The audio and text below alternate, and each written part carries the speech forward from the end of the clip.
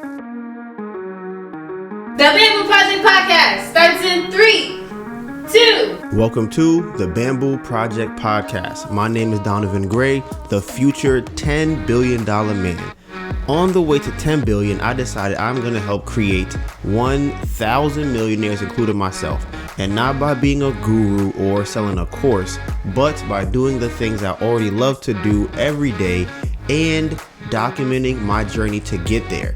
I figure I'll make all the mistakes so you don't have to.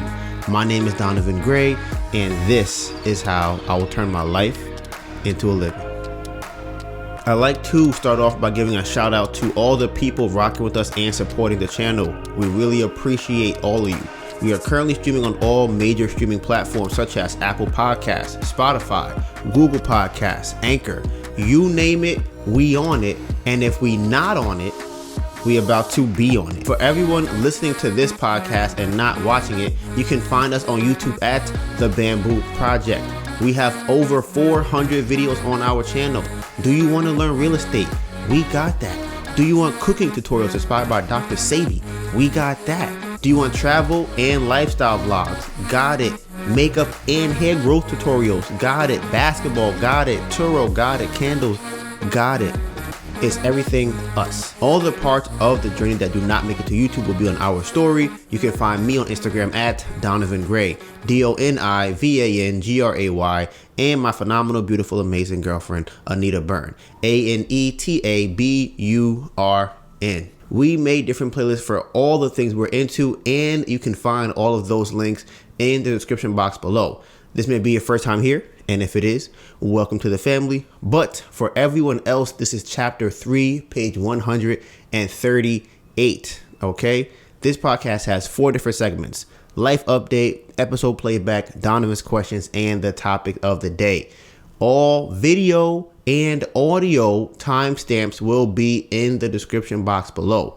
Today's date is Tuesday, November 8th, and it is actually 6 p.m. on the dot. Each podcast starts off with screen time. Okay, that's when I check my phone to see how much time I have spent on it last week, and I hope that I did better than the week prior. And I do that because I know if I don't take advantage of my phone, then my phone is taking advantage of me. Okay, these companies have billions of dollars.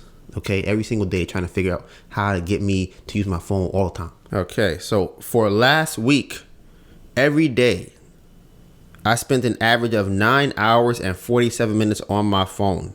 Okay? Whew. That's so Crazy. First of all, see, he already hating. We didn't even get into the podcast yet.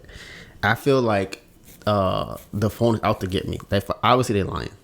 So with that being said, I spent the most time on Instagram for 8 hours and 28 minutes last week, then YouTube for 13 hours and 31 minutes, and then Safari for 9 hours and 41 minutes.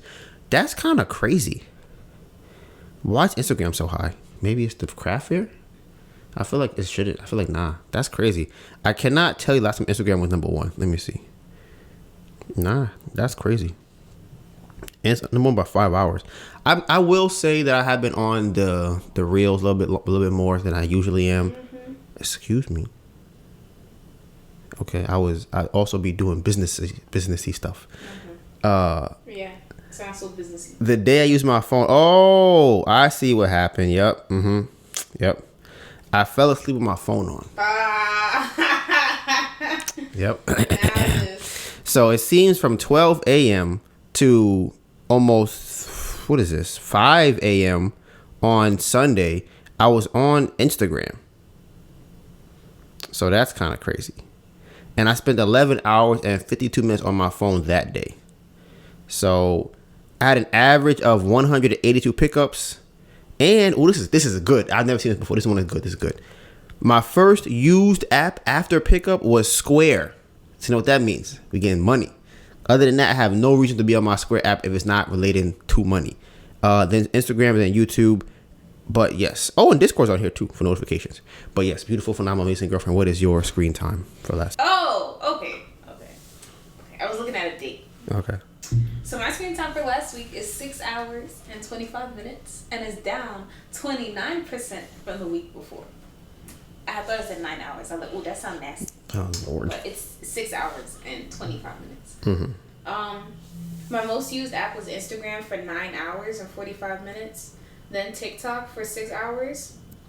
Then Gmail for 4 hours. And then Discord for 2 hours and 30 minutes. My most used app after pickup was Gmail. And, my average pickups were 173. My day for the most pickups is Friday, and I picked up my phone 230 times. 230 times? Yep. Oh my God. Don't own my phone because my overall time on my phone is lower than yours. That's because you obviously are doing spyware. So, because I'm looking at my phone right now, right, and I'm trying to figure out. I might have to put a limit on Instagram, but I feel like it's not. I don't know. Instagram, like I said, Instagram Instagram was 4 hours and 49 minutes on Sunday, but a lot of that could be me. Because I wasn't really taking pictures like that of people. What? How can I even Instagram for that? Oh, that's because I was sleeping with my phone on. That's why. That's what it was. Listen, I think he's not telling the truth. Obviously, I'm telling the truth. Because I'm looking at it right now. I'm just thinking, how was I on my phone for 5 hours on that day if I was driving or sleeping or selling the whole day? There's no way I have 5 hours to spend on my phone. Yeah. We got home at like 10 and went to bed. Was that Sunday? Yes. So yeah, that was a rough day. There was no time for me to be on Instagram. Not while I'm driving, not before, none of that stuff. Stuck in traffic, none of that stuff. So I'm trying to think. That's obviously they out to get me. Social media apps trying to get me. And then subscriber check. I think as soon as I started doing this, the subscriber check just went off a cliff. It just literally dropped off. Like, bruh, that shit crazy. Okay, let's see what we got here. Tough. So right now, as of November 8th, 2022, we have 6,113 subscribers. So, woohoo. Last week, we probably only had 6,112. So we probably got one the whole week. They be playing us. I don't know what the YouTube gods are upset about, but I personally think that the universe has taken the YouTube money away for us to focus on the candles. And I think that once we get over a certain hump, I'm not sure what that hump is yet, that the YouTube money will just go back up. That's my guess. Okay, I don't know why, but I do know that our history has shown that things like that tend to happen. So I want to make sure that I keep that in mind when I look at these horrible statistics from YouTube, because right now is bad. It's bad. But overall, so life update. I want to say that I think that this week was a very, in my mind, I want to say it was a slow week. But when I sit down and think about it, it's not really that slow. It's just not crazily eventful, in my opinion, compared to other weeks that we've had on the podcast. So what is let's see. Obviously, you know what? I will start with the craft fair. For people who are new, we sell candles. Right now, the business is doing pretty well, so that's good. We were double booked last weekend, and we definitely made less money than I projected to make for several reasons. One of those being that on the Sunday that we were actually double booked, there was a marathon.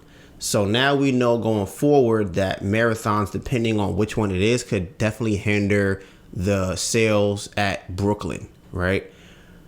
Also, because I had to go and pick up Melissa's brother, then I had to go get my mom, then take Melissa to Manhattan, and then from Manhattan I had to drive to take my mom and her brother to Brooklyn.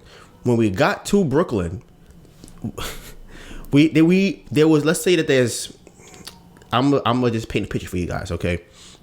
You have First Street, you have Second Street, you have Third Street, you have Fourth Street, you have Fifth Street and Sixth Street, right? So we had to park on a car on First Street, right? On Third Street was the marathon. So it's running across us. So we have to actually go through the marathon to then walk another 3 to 5 blocks to actually get to where the craft fair is being held at for that day. When we got there, right, there were other vendors who were waiting at the borderline of the marathon. I'm like, yo, what's going on? Mind you, it's already after the time that the thing is supposed to start. So I'm like, yo, what are y'all doing? He's like, yeah, man, I'm here for an hour waiting. I'm like, an hour? You've been waiting here for an hour to get through? He's like, yeah, man, I'm waiting for a gap. I'm like, bro, a gap? Mind you, I have to get back to help Melissa at Grand Bazaar in Manhattan. So I'm thinking to myself, bro, I don't have an hour to wait. I can't be standing here waiting for you or waiting for a gap to come through. So I decided, you know what? I'm going to just make a run for it, right? So me and her brother decided we're going to run right through the marathon. And, you know, people were not happy. I'm pretty sure he told me he got pushed over on the way through the marathon. I had a guy, they probably bumped into me and had some, you know, some nice words to say. But at the end of the day, the job was to get through the marathon. Like we had to get through it because I didn't see no gap. There was no gap and I was not waiting an hour. So once we finally got through the marathon, we were able to walk over to the craft fair. I dropped that stuff off. I had to get more stuff, then go back through the marathon to get my mom so she can walk through the marathon and go to the craft fair, right? So once everything was finally settled, I had to drive through all of this traffic caused by the marathon. So Melissa's, the location she was at that started at 10 o'clock, right? I don't think I actually got there at probably until, I want to say 2. What time would you say? Yeah, like 1:32. Right. So from 10 to 11 to 12 to 1 to 2, I was not at the location. So it ends at 5, right? So I missed out on like 3 to 4 hours of selling because I'm driving around the city. And now I'm bringing this up for another reason too, because I am now a supporter of paying for parking in Manhattan, okay? Because when it comes to making money, I'm always thinking about what's the best return on investment for that particular thing, right? So if it's going to cost me $60, $70 to leave the car there for, 8 or 9 hours, whatever the case might be, then we're going to make that money at the craft fair. As opposed to now I'm driving around trying to find parking, can't find parking. We might get a ticket. It's a lot of things going on. I'm like, you know what? I would much rather just pay for the parking spot and be able to get there, drop the car off, and have also the peace of mind, because that is very important for me. It's peace of mind to be able to go to the car, pick it up, and come back. So on Sunday, we made just ourselves, Melissa and I made $390, and I believe my mom and her brother made about $280. So combined, that's 4 plus 3 is 7. So like $650, something around that number, right? Which is not terrible for a day, right? But it's 2 different craft fairs. So we still came out positive in terms of how much money we actually put out. We got a return on that money, but it wasn't high enough compared to what we normally do. On Saturday, we made $1,000, so that was good. We kind of realized that one of the reasons why we were not making as much as we used to is because Melissa is not also selling. So before, what would happen was her brother would be at the booth bringing people in, like, hey, you want to smell a candle? And then they would come over. So Melissa was behind the booth, packing up the bags and things like that. So because she is also good at selling, both of us together, we've done $1,400 in a day multiple times. Well, we did $1,400, like $1,200. We made a lot of money at the craft fair by just me and her. And also when he's there, I think he's better at bringing people to the table. He's still working on selling. He's gotten significantly better, and he's a valuable asset in terms of selling, because before we were trying to teach him how to sell. So now we can actually leave him there by himself, and if he has an actual regular day, I think he can easily do $600, $700 by himself at the craft fair, right? So that's always good to have. So we made $1,000 on Saturday, and then about $700 on Sunday. So over the weekend we made $1,700, which is not bad, obviously, but it's not what we normally do. So that's just annoying. But now going forward, we have one coming up this weekend. And while we were actually at that craft fair, we met a person who was throwing their own event, and they wanted to have us come to sell the candles there. They rented out an entire mall, they said. So now we will be able to go to that place, and it's cheaper. But we're still trying to figure out how legit they are in terms of how much foot traffic they're going to have, because I personally am not confident in their foot traffic, but the price is low enough that it doesn't really matter, and we don't have a lot of bookings in December. So, and last time we did not have a lot of bookings. That's when we started making money afterwards. So I'm wondering if that will happen with this December of low bookings. I think as far as the candles go, we're in a decent spot. We have all the materials that we need.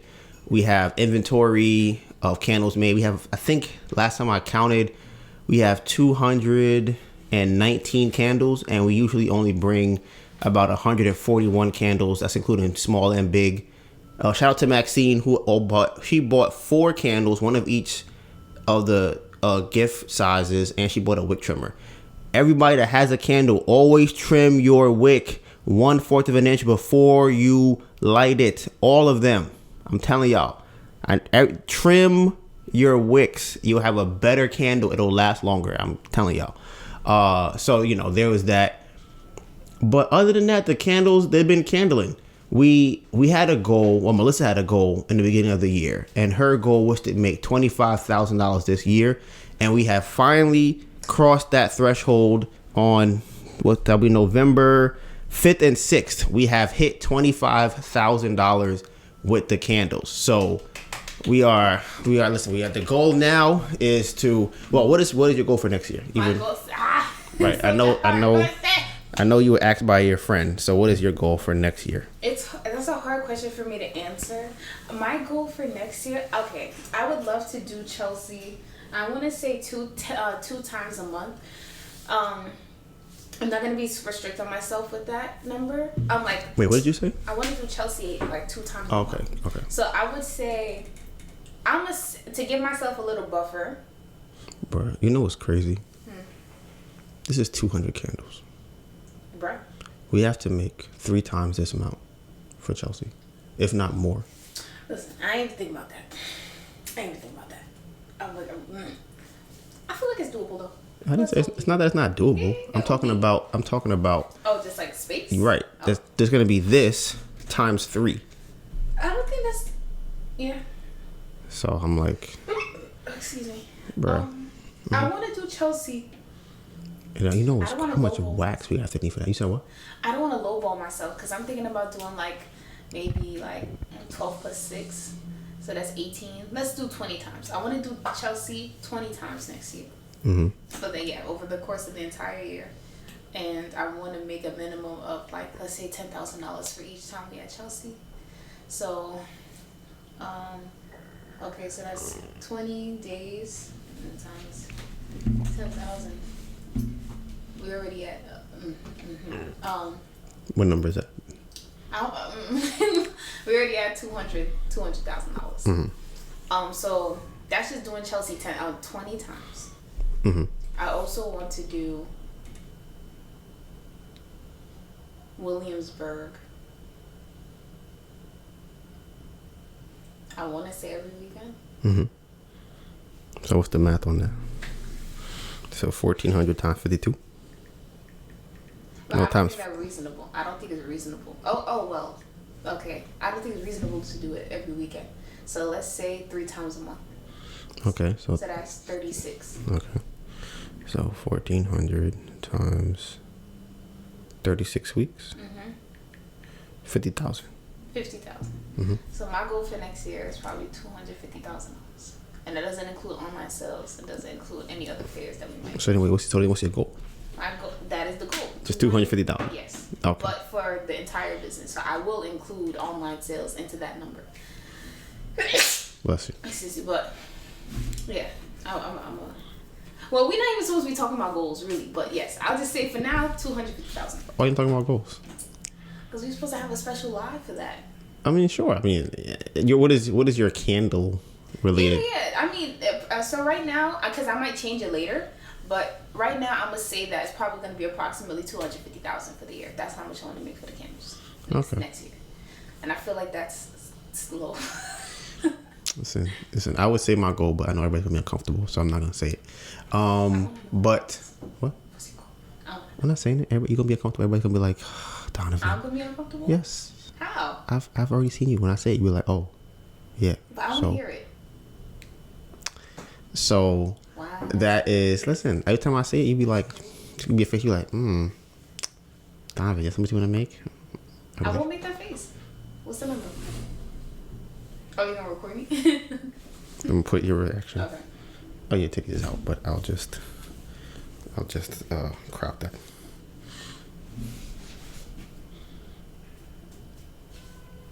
$1 million.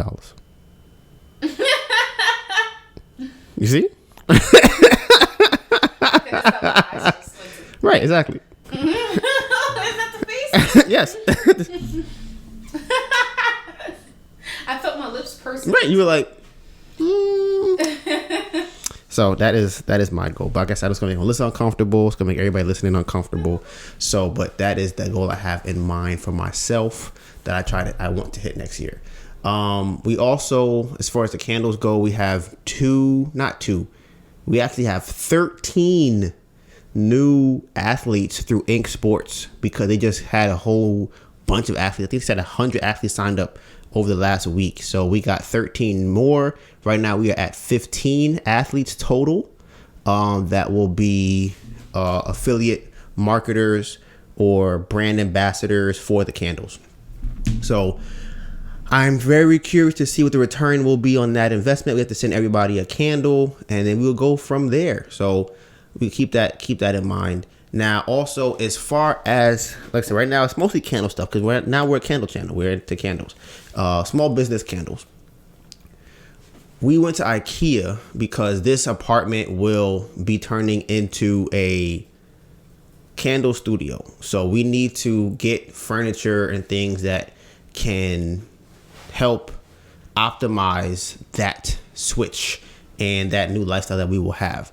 So right now we have a couch that we do not use that takes up space because it's technically the cat's couch at this point. We want to get some type of drawer or dresser for that, so we can put candle stuff in there. As of right now, all the candle stuff goes in one corner. But if the plan is to do multiple craft fairs and sell online and all the other stuff, we're going to need a lot more space. So we're gonna have a lot of shelves in here. We're gonna have a lot of. We were at IKEA for a while, so we have a lot of pictures of things that we want to get. So that's what we're looking at, and then also incorporating a business will probably be done this week or next week, so I can get my fourth LegalZoom book. Because right now I have 3. I have Quickies LLC, Ambitions Clothing, the Bamboo Project, and Ember will be the 4th one. So I'm gonna have like a library for my child of all the businesses that I have started. And it'll be like, oh, remember this one? This one I started with my friend. It was supposed to be a clothing company. This one was supposed to be food delivery. And then, we have all the other companies over here. So that'll be fun. And I think other than that, the only other thing I could think about as far as the candles would be the grant. I'm like 97% sure that they will give us the money, the $5,000. And if they give us the what? Do they know about the grant? I feel like they do. I feel like I said it last week. I might have touched on it last week. I'm pretty sure. I might have. I don't think I went into it explicitly, but I did. I'm pretty sure I touched on it. So if I did not touch on it last week, then the grant is $5,000 that New York would just give us. We don't have to pay anybody back. It's just more or less free money. It don't feel like that because of all the nonsense they want to give us the free money. But if we get the $5,000, we could book Chelsea. We could buy. So if we got the $5,000, right? Because I think I'm pretty sure I brought this up. But what would you want to do with the $5,000, Melissa? Me? Yes. Chelsea. But like, what do you mean by that? I feel like isn't that all? No, the full $5,000 will go towards Chelsea. So that's what you're thinking. We can't afford to do anything else with it, but I mean, sure, possibly. You let me know what we can do. But I was asking you what your plan is in your head. In my head, it would just be Chelsea. Is there another option? Like I'm making sure that I know what your plan is, because we know, as from our conversation earlier, sometimes our plans don't be the same plan. So I'm trying to think of how do you see it? So you're gonna take the whole $5,000 and just buy all the stuff that we need for Chelsea? Yeah. Okay. Just make sure. Why are you making that face? Because I'm like, what else would I want to do with it? Because I didn't know if you wanted to. You sound like you have something else in mind that you think I was going to want. I didn't know how you want, if you want to pay for all right now. Like, would you take the $5,000 and then buy $700 candles worth of materials and then start making that like absolutely tomorrow? Yeah. Okay, just making sure. It's a lot of wax. I'm gonna check. How much wax is that? Everything we have to. We just have to start planning. Let's see.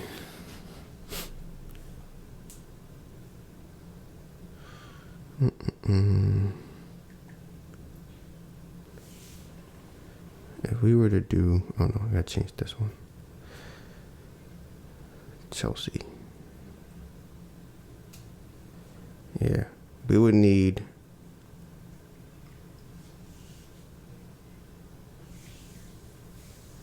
This doesn't seem right. 197 pounds. That's 200 pounds of wax. That sound right to you? To make what? 644 candles. What size? It's 469 small and then 118. 469 small. Yeah. 469. I'll just start off with that. 469 small.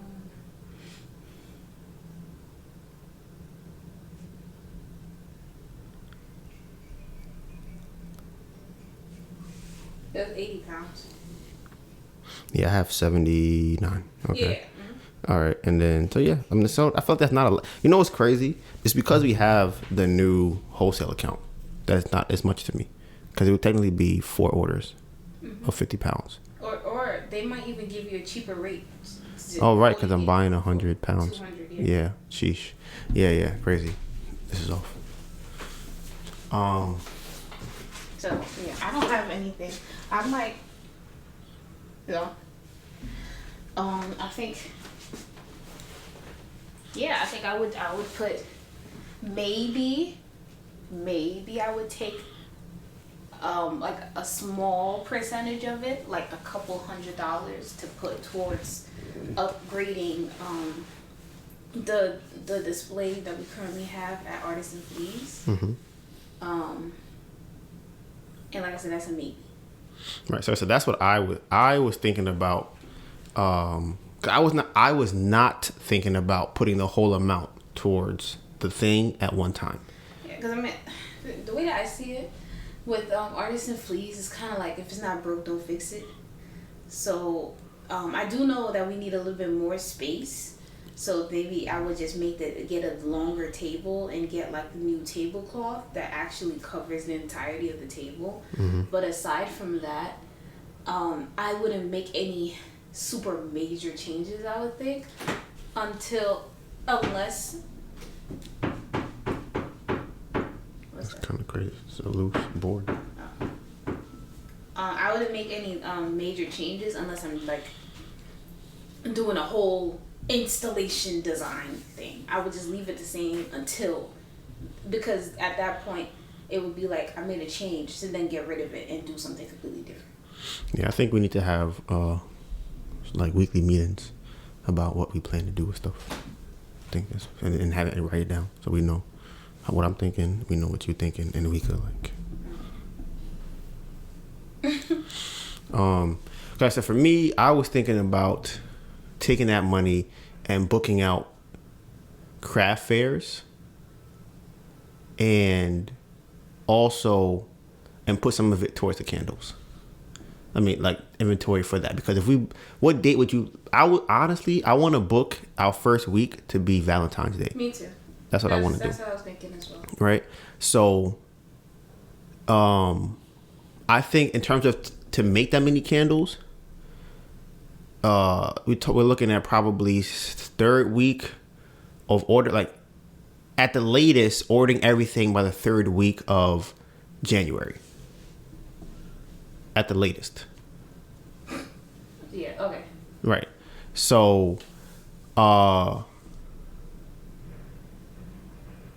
I was thinking about was, because we can still book out other dates, we can make money from those dates and put it towards inventory. Sure, that's true. That is true. In my head, I guess Chelsea is like a huge priority. So I would at least book the Valentine's week out. Yeah. And then after that, you know, the rest of the month, the 33.5, we would just, you know, figure out what we want to do and how we want to go about it. Right. So like I said, that's kind of what I'm thinking about. Because from now until then, we're gonna still be making probably $1,400 to $1,800 every weekend. Mm-hmm. So that's still money that we can use either to put towards the credit card that my sister lent us, or buying inventory, or whatever other things we need. Because I feel like also, I don't necessarily think we need much more in terms of equipment to optimize the process, other than maybe labelers. Yeah, I would think just maybe additional heat lamps. Right, I forgot about that one. Yes, we definitely. I didn't put that on their list right now. Let me write that down, because we definitely need to get 4 more for sure. And honestly, I wouldn't mind getting another folding table. Okay. Cause okay. And then for Chelsea, I wouldn't mind getting another folding table and maybe another 2 Presto pots. Okay. I feel like, I don't know if you need 2 Presto pots, but I'm gonna hear you out in a second. Okay. So right. So you're saying that you think you need.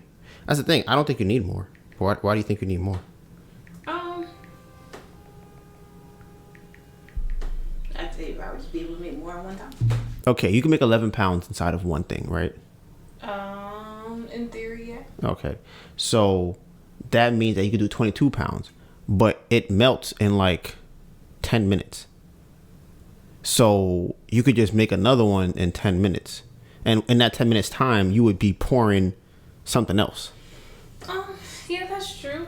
I was thinking that like having a 3rd or 4th one would just like, if someone is helping me, like if you're helping me, or let's say Jermaine might help or something like that, we won't be in each other's way. I can have my 2, you can have your 2. Yeah, I don't know. Yeah. I don't think that Chelsea will be that large of an undertaking. Okay. Because of what we have in the house now.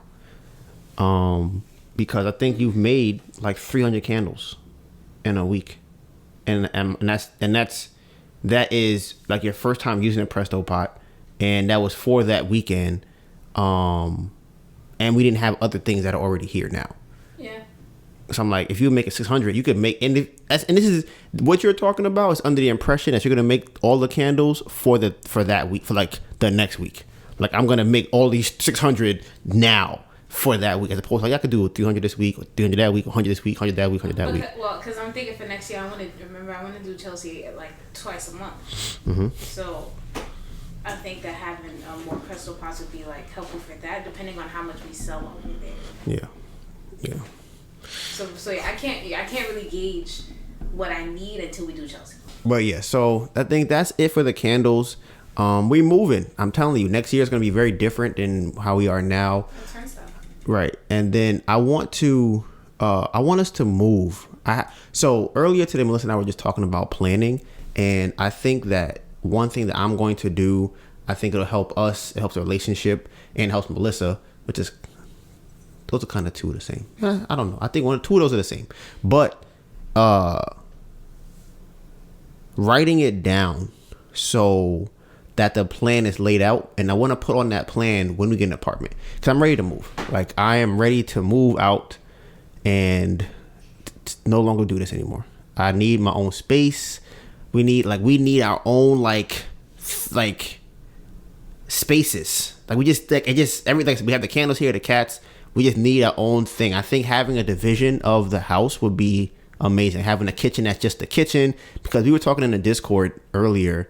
Shout out to my guy Bill, and he was just saying that he has different rooms that they clean, and someone else, I think Melissa was talking about this too, where because we all live in the same, me and her live in the same room, everything is going to get messier faster.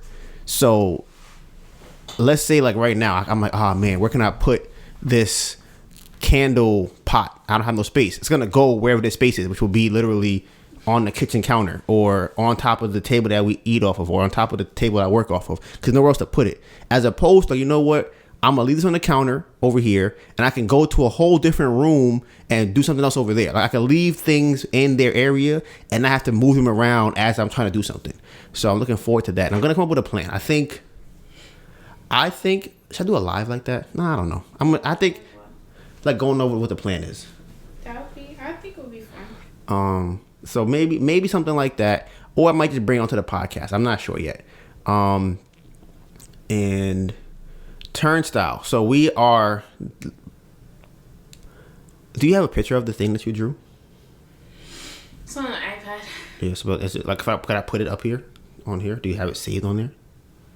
I can export it. Okay, so yeah, I want to show you guys what Melissa has designed for the new location at the train station, and we are planning to turn up. So I want it to be in the next week and a half. I want that to be up because I'm tired of going there. It feels like a job, and I know I hate that. Like I go there, I sit down from 12 to 6 and I leave. It is the most stressful, daunting thing to think about every day. It's like, okay, it ruins my whole day because I get up at 8 and I'm like, damn, I only have 4 hours, 2 hours before. And I get up at like 6. I only have 4 hours until I have to get up and get ready to go to this thing. Isn't that crazy how jobs work? Like that's all you think about. It's like I got 4 hours until I got to go to work. And then I'm on the train and I got to take the train to work and I'm at work. Then I got an hour to get back home and I'm tired and I go to bed and I don't want to do nothing else. That's so crazy. That is so crazy. That is such a crazy thing. Oh my God. Anyways, so that's that. And we are hiring a cleaning person. So next week on Monday, we were talking about it in the Discord today, but we are hiring a cleaning person. They are, as of right now, $190 for next Monday. And I think that we will be able to see whether or not it's worth it. But I think that for the peace of mind, for the relationship, I think that having someone clean the house will have great impacts that not all can be written down on paper. I think just for us, how we feel in the house, how we interact with each other will be very different. And I think depending on how much benefit it has to our life will dictate whether or not we continue to do it. But this will be a trial run. And like I said, if we come back and the house is like, oh my God, then this will have to be added to the routine. I'm thinking about once a month. That's what I'm thinking. Maybe once a month or once every 6 weeks, something like that. That's what I'm thinking about. And I think the more that they come, the less they have to clean. And maybe we'll even clean less. Or we have to clean less because they already cleaned up. So I'll be trying to tell people, right? Go treat yourself and act like you are a billionaire. You have to, I'm telling you, because a lot of the things that people want to do, you don't have to do them. And your life will be a lot better not doing them. I was talking to Chico, shout out to Chico, and he's Jamaican. Is he Jamaican, right? I think so. Who's from Trinidad? I feel like I don't know if anyone's from Trinidad. He's not Trini? I think he was Jamaican. What's Sarah? Sarah Trini? Sarah's Guyanese. So I feel like somebody is Trini. I feel like we was talking about it in the Discord. Nobody said they was Trini. Nobody put. Sean is Haitian. Right. Sarah is Guyanese and Puerto Rican. Benito, I believe, is Jamaican. Sarah is Yoruba, Nigerian. Damn, that's crazy. I don't recall anyone being Trinidadian. I feel like it came up in the thing. I think we talked about Trinidad, but I don't think anyone's Trinidadian. Okay.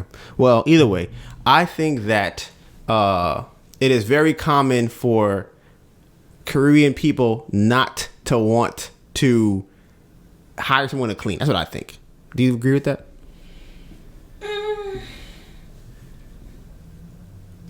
Yeah, probably. Okay. So, to my guy Chico, okay? I think that cleaning is like a part of the weekly regimen. So that's why it's like you should just do it. Listen, these are the three things that I am going to hire before I'm a millionaire. Someone to cook, and someone to clean, someone to do the laundry. Okay? Those things are not as expensive as people make them think. Laundry for almost a month and some change of laundry costs us $60, right? That person I dropped it off at night. I got it back in the morning. Folded, socks were put together in a rubber band. I had her clothes was on one side, my clothes on the other side. Everything folded and ironed and pressed to perfection. And all I had to do was take it and put it inside of the closet. And that's because it was almost 2 months, a month and a half worth of laundry. Okay? And that's including comforters and sheets and towels. The last time we went, it was like $30. And I'm thinking to myself, why would I spend the time having to wash and fold this myself? That is ridiculous. Okay? And when it comes to cooking, me personally, I don't like to cook. That's me. Melissa likes to cook. So I don't like to cook. I don't like cleaning after I cook. Right. So I'm thinking, have somebody my life should be doing the things I want to do. So should your life. Like, you don't have to do the things you don't want to do. That's how I feel like. Like, you can, if you build your life that way, you could do that. And like I said, cleaning and freaking cooking, not on my to-do list of things I want to do. So next week we have the cleaning person, and then shout out to my guy Sterling Paul. So house update, bro. Don't be mad. So last week we had a showing on Sunday, and I really believe that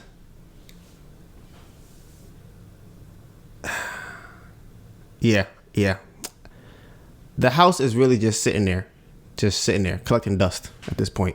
And I talked to a family member today, and they were telling me that I should just sell the house, not even sell the house, just walk away from it. Like, just forget my credit, just forget any loans in the future, forget who borrowed or who lent me money, forget everything. Just leave it and just walk away. And I'm like, but that's crazy. I'm like, that seems like a crazy idea to me to do. But they were saying that just take that L, and people that invested into you, it is kind of what it is. They knew what they was getting into, so if they lost money, they just lost money. And I'm like, damn, that's crazy. That's crazy. Yeah, but yes, Melissa and I had a convo about this where she agrees with this. So Melissa, do you want to explain? Do you want to explain why you agree? Not the truth. Okay, what is the truth? No, you know the truth. I don't know the truth. That's what you told me. You know the truth. If that's what you heard from what I said, that means you're not listening to me. Okay, so I'm not listening to you. What did you say? That's what you said? You told me. What I said. Okay, what did you say? I told you what? You said we should just pay everybody back from the candles and forget the house. Okay, then. That's what I just said. What did he say? Just forget the house. And? Forget everybody else. Right. So it's not the same thing. Sure. So what? As long no, I needed you to acknowledge that. But it's in the same boat because. But it's not the same thing. And that does not mean that I agree with what he said. Sure. That's what I'm asking. You literally just said two different things. How is it? Because they are not equal to each other. They come from the same space. Which space is that? Forget the house. Uh-huh. And people that are invested in the house just have to wait until whenever. But that's not what that's saying. You think I'm saying that? Yes. How? Because no. Okay, you want to pay people back. Okay. Yes. Right. The method and the ideology in which you look to pay them back, to me, comes from the same ideology of what he was saying. He doesn't know about the candles, so that's why he doesn't think about using it to pay people back. Okay. Uh-huh. Okay. Because you can't say forget that house and forget paying people back and be like, Melissa agrees with that. That's not what Melissa was saying. That's why I gave you the space to talk and say, what do you think? No, I mean, you shouldn't have started off like that in the first place. Because it's not the truth. He kind of said, like, if you could pay them back at some point, that's good too. But so that's what I said. What is your perspective and your point of view? What do you think? I think that the house, we're currently paying almost $2,000 a month on the house, mm-hmm. and we're not getting equity on it. It's just the interest payments. So to me, If the worst thing that can happen is our credit taking a hit, our credit is already fucked up anyways. So it doesn't really make much of a difference, in my opinion, if that blemish goes on our credit. Mm-hmm. So it's like, okay, that would be an extra $2,000 that we would keep a month that we could put towards saving to do Chelsea. So that would be like 3 months to do to actually do Chelsea. The first month we could pay for it, and the next 2 months we could work on making the candle supplies for it. And then that means that we're in November now, so December, January, February. So in March we can do our first date at Chelsea, and then we'll have $5,000 that will go towards doing another one, and then $5,000 will go towards paying whoever we have to pay back. And right now we owe people a total of $80,000. So in my head, if like I said, my goal is to do Chelsea 2 times a month. So if we do Chelsea 2 times a month and take that $5,000 profit that we would have made and put that towards paying people back, we could pay them back within 8 months. And that was my plan. And then just have the house be gone. They would be paid back. And as opposed to kind of where we're at now, where we have to wait and see if people are going to become comfortable with the market. We have to wait and see if the market will change and become more favorable, and just different stuff. So yeah, that was what I was thinking. And we'd have an additional, like I said, $2,000 per month, so we could even pay people back more out of the 5, or we could keep the $2,000 to make sure that we pay for our personal expenses for the month, and then the $5,000 would just go towards paying people back. Okay, so my thing was I want to keep the house because I look at it as a base of how much money we have and the potential to sell the house at some point. Melissa brings up a great point of having the interest payments to keep to then reinvest it in some other way. And if we were able to save 3 months of it, we would be able to put it towards another craft fair at Chelsea. My thing is, if we get the grant, we can also put it towards that, because what I don't want is to have the house, is to get rid of the house and then lose the option or the ability to be able to sell the house. Because if something were to go wrong next year with anything, now it's a very long time for people to get their money back. And I think that, like I said, removing the idea of being able to sell the house is what I don't want to do. I don't want to be in that position. But it does make sense to be able to have the extra $1,500 to $1,700 every single month, to where we could find a way to utilize that. So that's something that we're talking about today. I am very close to fire selling the house. I'm very close to that, to being like $200,000, take it or leave it, take it. That's what I'm close to doing. That way we keep our credit in check in terms of getting loans for things like that.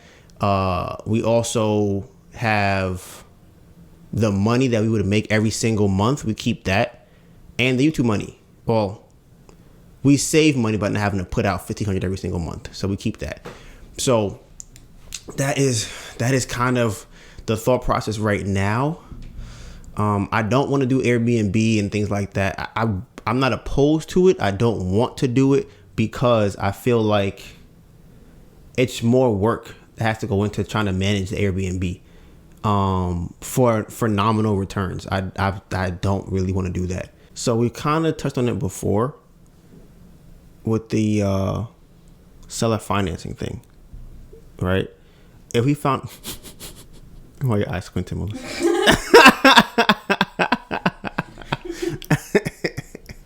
Why your eyes squinting? Since I feel like sometimes you just gotta let some things. No, we already here. We're listening. What you sometimes you just gotta let some things go. You can't. We here on the podcast. Everybody wants to know why your eyes squinting like this. You're right. The something I'm talking about is the house. Sometimes you just gotta let some things go. Like what? The house. What you mean? Let it go. I'm confused. I don't know what you're talking about. Because I feel like what you're about to say is like seller financing to get someone to kind of rent out or pay the mortgage payments and so on and so forth. Is that what you're about to say? Not really. Oh, okay. So what I'm thinking about is, let's say we have the house, we sell it for $300,000, or actually sell it for $250,000. That's the number that we need, technically, something like that, right? And what we do is we put the other $100,000 on some type of plan to be paid out over a certain amount of time. So that for them, they only have to put up $200,000. They get that from a bank, or they can only put up 167, something like that. And then the rest of it, they pay us every single month. What do you think about that? Okay, why you don't know? Because people don't be paying things back. Sure, you're right. So this you're right. So what I was thinking about is having it where the amount of money that they possibly don't pay back would be on top of whatever we already got for the house, what it's worth. Does that make sense? What is the house listed for right now? $259, I think. So it's not much of a difference from where it's at now. Right. Yeah. But if we sell it finance. I don't know what that means. So like the investor would give us, they would get a loan for a lot less than a house has to be, because they're going to pay half of it like that and half of it in a different way. But then, like I said, they would still have to pay it. But we already got money for it.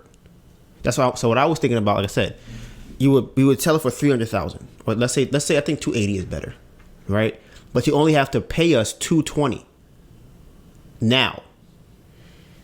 And that's enough to pay everybody back? Not really, right. But it's probably like $20,000 off from paying everybody back. And if that person is reliable, they may or may not be. If they are reliable, they will pay us the monthly amount.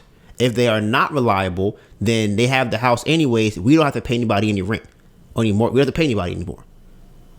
At that point, we have no mortgage. Why are they paying us? Because they still bought the house from us for $300,000.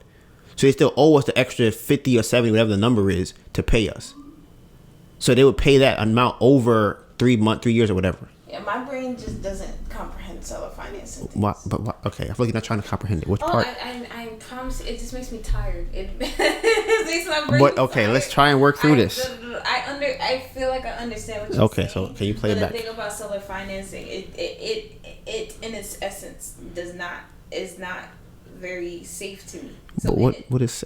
But okay, yes, explain. We all want to hear what you're thinking. Yes, it sounds risky to me. It doesn't sound, because I feel like there's a lot. Yeah, I feel like there's a lot more risk in that, because if they decide to stop paying, or like,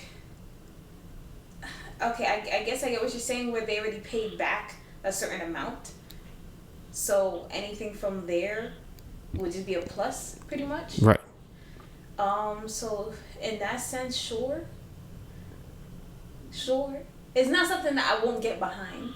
It's just in my brain. I hate seller financing. But why are you hate it if you make sense to you? I don't understand. The logical part of my brain thinks it makes sense. Uh-huh. The other part is anxious. Okay, what is it anxious about?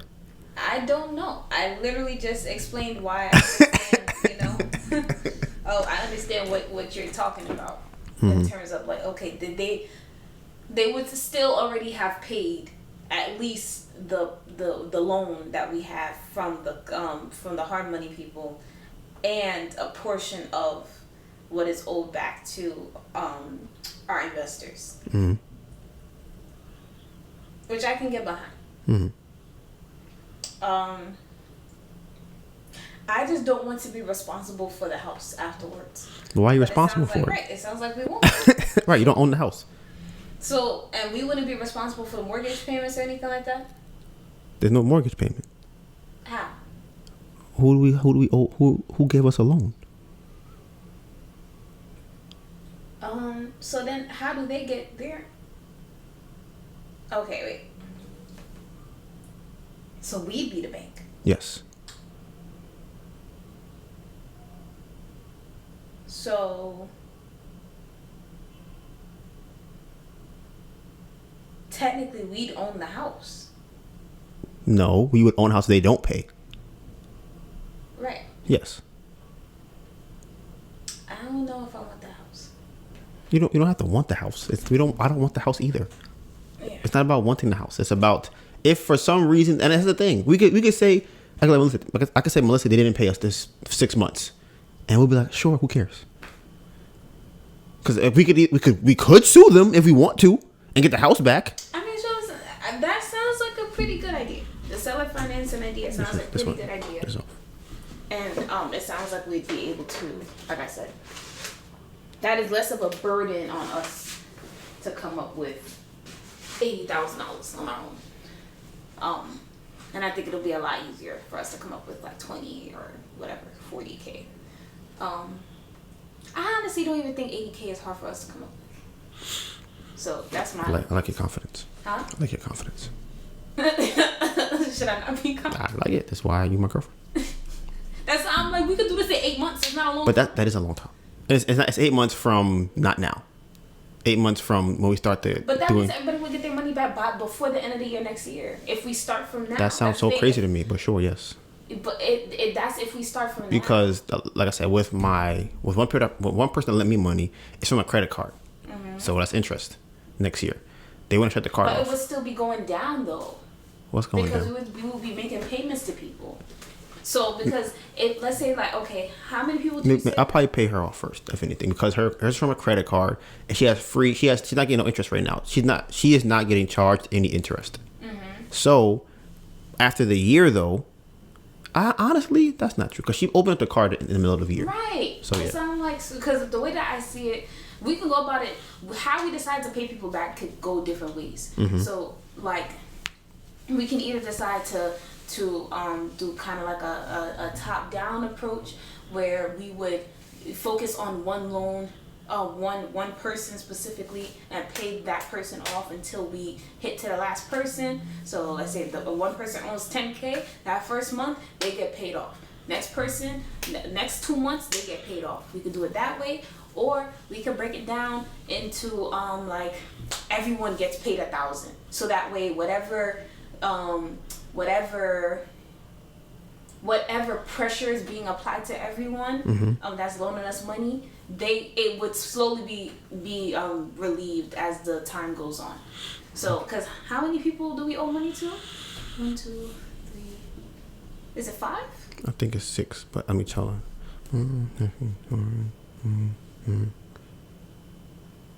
Yeah, I think it's 5. I think it's 5. So that would be $2,000 per person a month. Mm-hmm. I feel like I forget somebody, but yeah. How much you said?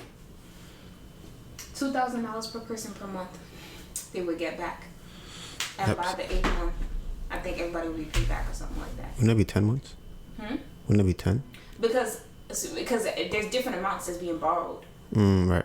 So whenever that first person gets paid off, like I said, they could maybe get paid off a bit sooner, and then we could split it up, and then it'll go from 2 to 3 and 4 to 5 or whatever until everyone's paid off.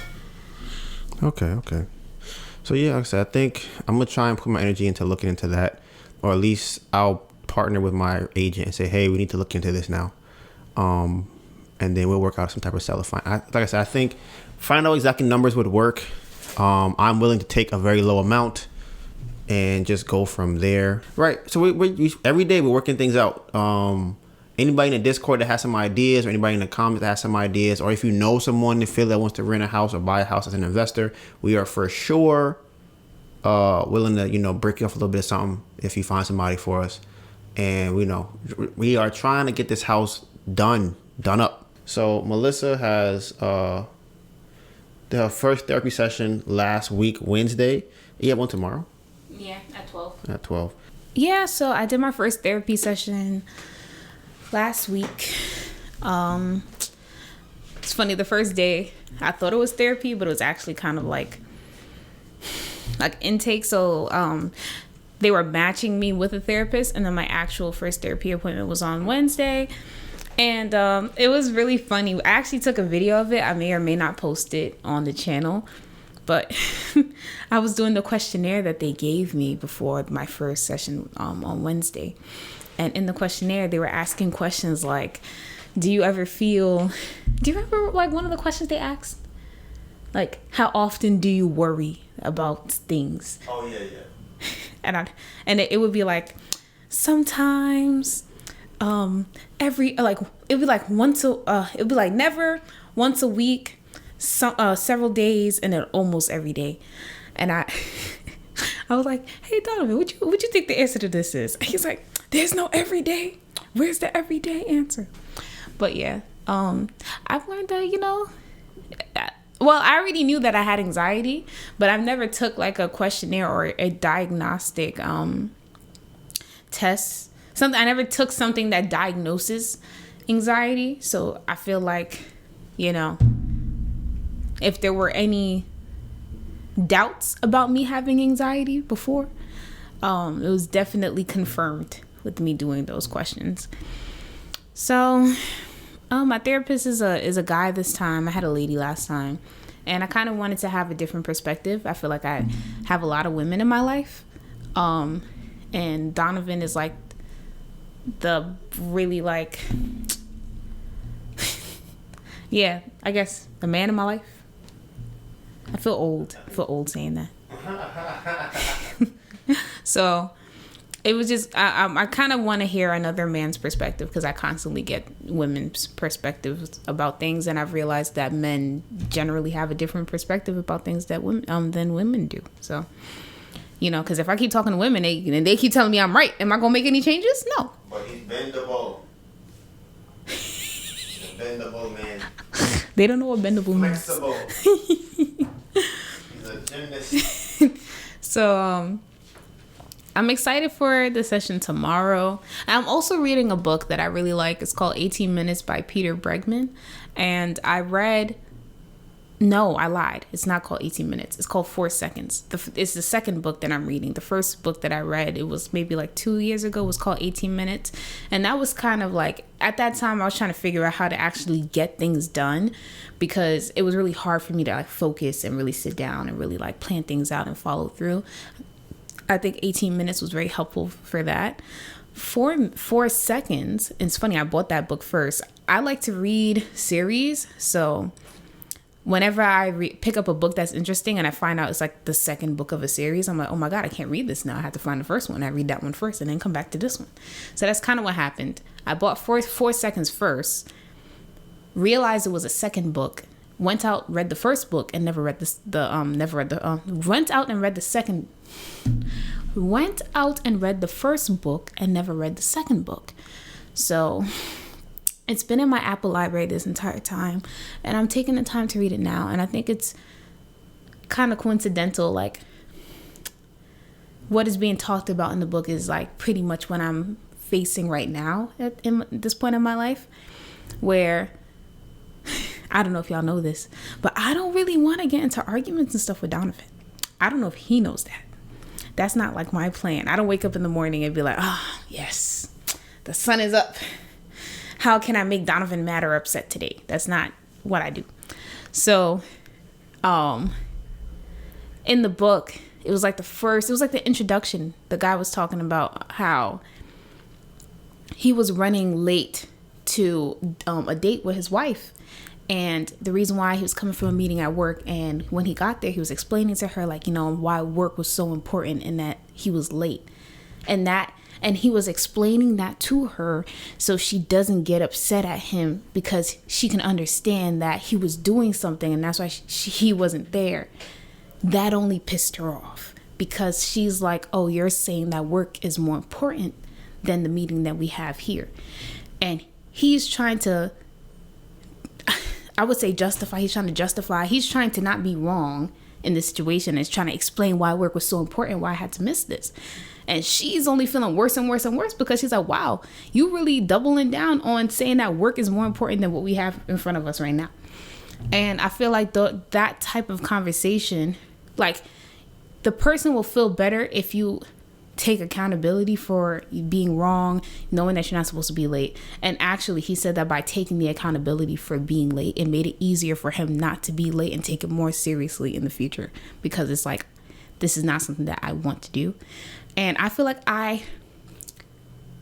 encounter that a lot with Donovan, where I'm trying to explain something so that he can understand where I'm coming from and he won't be upset, and it just makes him more upset.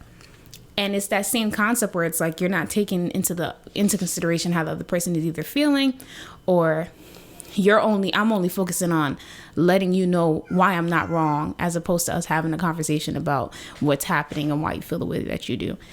And I think that this book that I'm reading, I try to read a chapter every night before I go to bed, at least. And I used to like to rush reading and try to read the whole book as fast as I can. But I kind of like reading a chapter every night, because then I get to really think and reflect about what that chapter means and how I can apply it to myself. So I think reading this book couples with therapy and being more self-aware of why I feel either irritable or anxious has been very helpful. And honestly, please chime in here if you have any thoughts on this. The last time that we had a podcast and we had talked about, how, Donovan had got really, really upset and had to go for a walk and everything like that. That was a week that we were double booked. And I feel like normally when there's like a high stress situation happening, with like the craft fair where we're double booked, or we have a lot of candles to make, or we're not getting a lot of sleep and we got to wake up early and go to all these different boroughs, those typically are the weeks that we have some of our worst arguments. And this week that just passed, with the marathon and everything, and having to go to all the different boroughs like I just said, and making the candles and waking up early and this and that, this past week we got through it without any major arguments. You agree, disagree? Yeah, I think I got really annoyed on Sunday by something, but we have a method now that it seems to work, even though I don't like that it works, but it works. So you don't like that it works. Right. Sometimes you want to be mad. Sometimes if I'm mad about something, I want to stay mad. Which I don't know if I don't know where that comes from.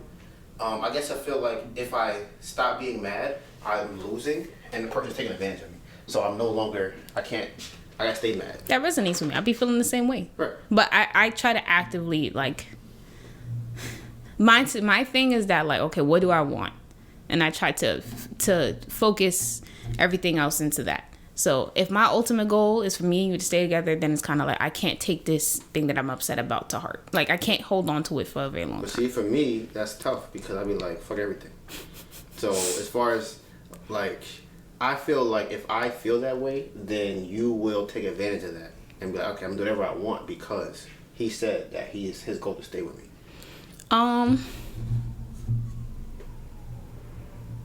And that's if you were to come from that place, you're saying? Yeah. It's funny because what you just said, I do be feeling. What do you mean? Where it's if I keep forgiving this person, they're gonna feel like they could do whatever they want, and then I'm gonna be taken advantage of. Is that what you just said? Sort of. I'm saying more so that's I think that's part of it, but I'm saying the person will do what they want because they know that I told them that I'm gonna be with them, no matter what. So it's coming from a different place. What you're talking about is the person will be doing the thing and be okay with doing the thing. I'm saying that the person will, before they even do the thing, be like, well, yeah, I can do whatever I want because I already know. Oh, No? I don't know about that one. What do you mean? Yeah, because I don't know if I agree with it. I'm thinking about why I don't agree with it. Well, what did you hear me say? That the person, the other person will go into it like, I'm gonna do whatever I want. I don't know about that. Sure. Yes. I think it is more subtle than that. It's more subconscious, but then that kind of plays into what you're saying. When they're doing the thing and feeling like, I know you're not going to go anywhere. But I feel like for me, the idea that I might leave in my head is better than the idea that I might stay. For you. For the relationship. For the relationship. Why you say that? Because then I feel like you will do whatever you want to do. What do you mean? Because you know I'm not going to leave.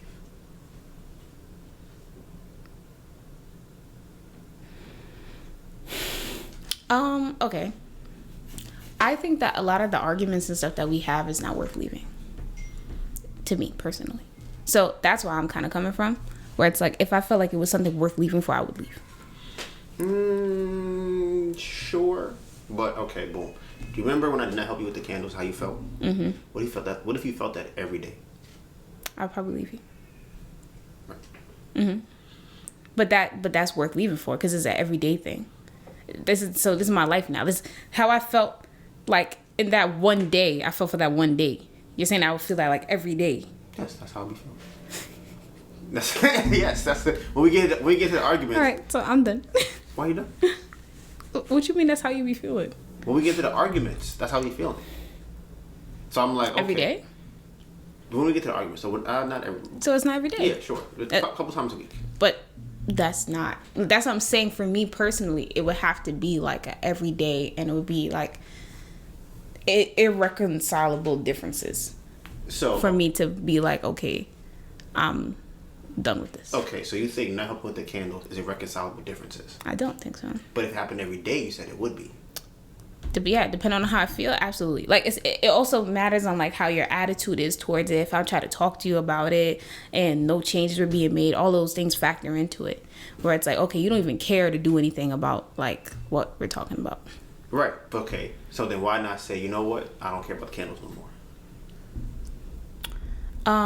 Because I do still care about them. Right, but you'd rather leave than stop doing the candles. Right. Yeah, probably. Okay, so that's what I'm saying. Mm-hmm. So, okay. For, let me see. The way you felt about the candles, you felt really bad.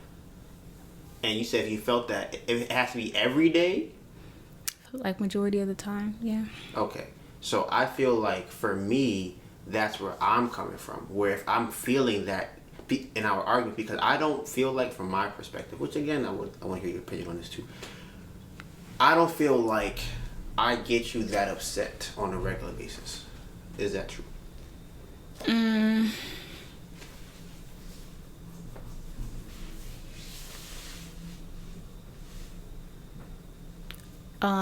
Yeah, I don't think so. I think like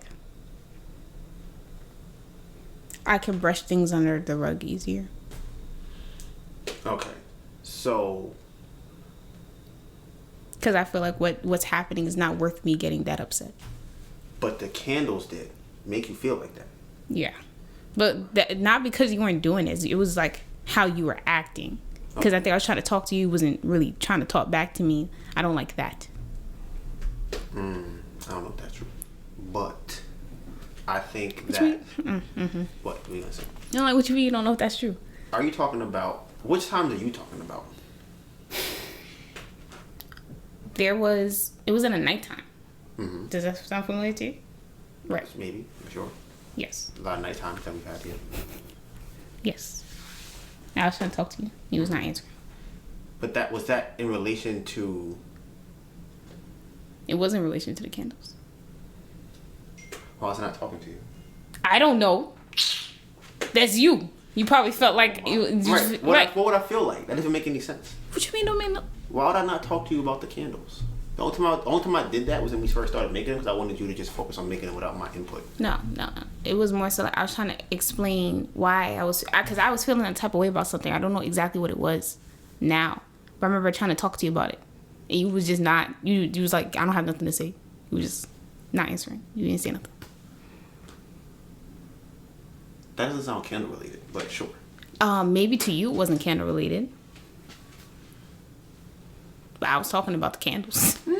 That doesn't even sound right. You came to me like, hey, Donovan, candles. And I was just like, why are you talking to me about that? No.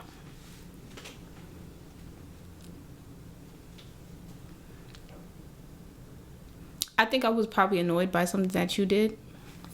And then you got in turn annoyed about me being annoyed. And then it was just shut off. but it was candle related. So I think that I think that for me, that's my thing, is committing to a relationship with that mindset is scary because it's hard to know. It is scary, right, Sushi? Sushi, don't co-sign. It's right. That's how I feel. You just got off my shoulder. Now you want to get back on. It's scary because it's hard to know if once you make that commitment, the person will just be like, I'm gonna just, oh yeah, I see what I did. Okay, the person will just take advantage of that thing. I mean, but the person could take advantage of you. Either I'm expecting you to be here, whether or not you want to make that commitment to me or not, or want to verbalize it. That is my expectation of you. Does that make sense? No.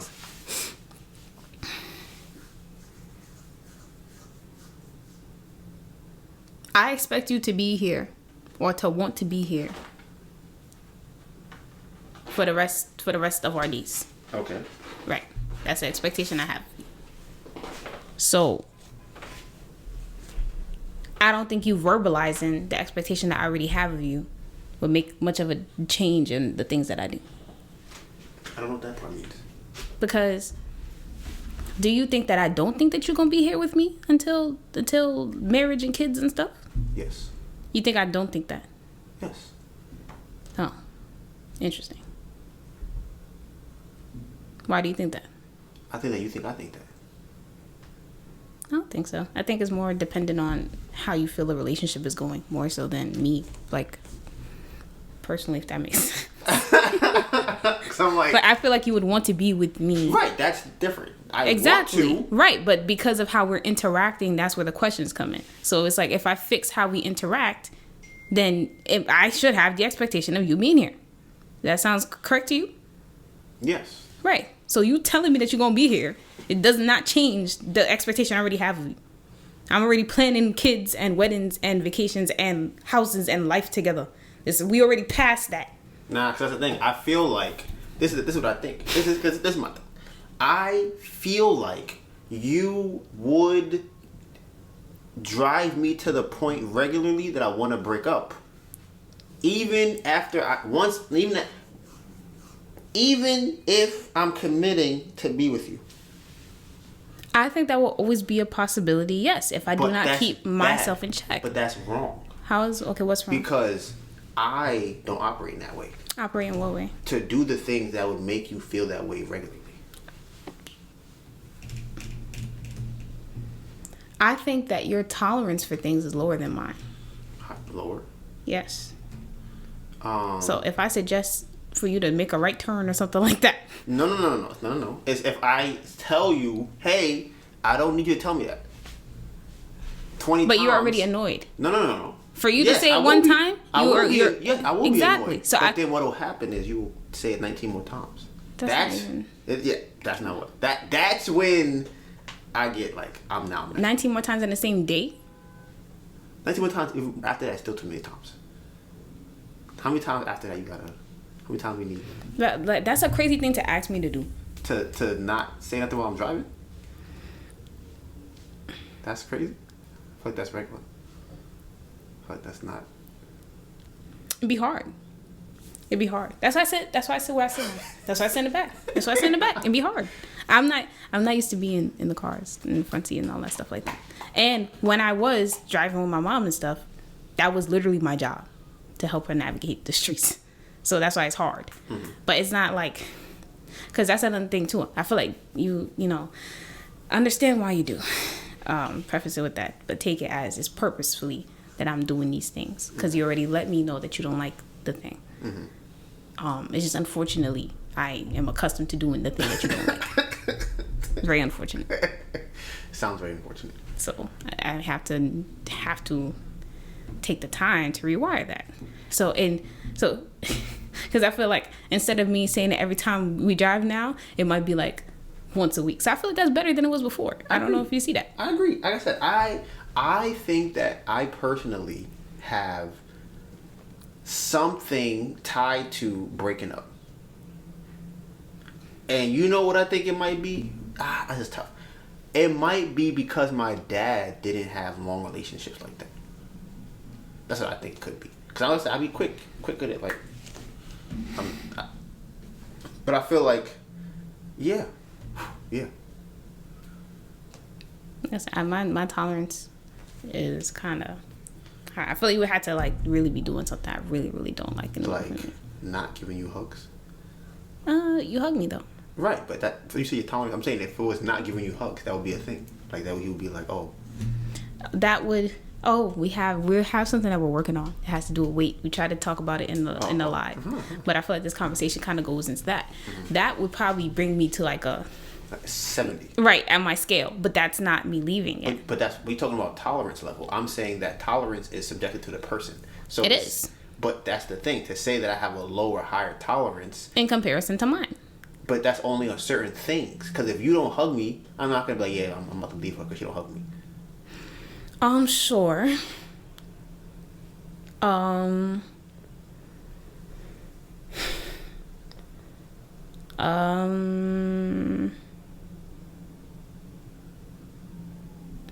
Right. I do agree that there are different tolerance levels in addition to different triggers for the tolerance. Right. So, like I said, I just unfortunately trigger the the low tolerance things that you have. But that is something that I'm working on and trying not to do. Yeah, like I said, I think we'll make it. And it's not like because I don't want people to think I'm abusing you. Absolutely, 100%. Emotional abuse. Absolutely. They're gonna be like, "Damn, Melissa, what you doing?" It was like, I told him to make not to make the right turn. I told him that the car needed gas. You sound all very abusive things. But I think another thing too is that we are both very independent and I guess kind of strong people. But it's just I am more. Our strengths kind of are in different lanes, so I'm used to people leaning on me a lot. Donovan's not used to that. Donovan's not. I'm the oldest sibling from my brothers. Donovan is the youngest, and then we talk about things all the time where it's like, yeah, I was a supervisor position. I kind of have to like look over the things that's happening around me. Like that's what I'm accustomed to. That's what I've been doing for majority of my life. Donovan is more in my own space. Don't tell me to do nothing. I don't need your help. I didn't ask you for it. I like to tinker with things. I like to explore things myself. That is how Donovan operates. So it's just like our hardware is just different. And me personally, I don't think that's a bad thing. Donovan may not agree with that. I think that it kind of gives us each a different perspective that we normally wouldn't have. And then now we can attack things differently instead of us having the same perspective on all the same things. So like I said, I don't have an issue with that. And like I said, it's funny. I wonder if that's a part of that's an attribute that comes with the type of person that I am. Which is what? Kind of having to I guess certain conflicts go, or to kind of prioritize what issues are the ones that'll make me leave or whatever. As opposed to you're very autonomous. Is that how you say the word properly? So it's like, I choose everything that's going on here. I will leave. I don't need to be here. Whereas me, I'm like, I have to consider the entire picture before I make a decision, because that is the entire picture is the goal. Mm-hmm. Right. Yeah, I agree. I think that sums it up very, very good. I think that I like to be alone. You don't. And I think that we need to have our own space so that we can be alone together, be alone, separately. right, separately alone at the same time. So. All right, that's me.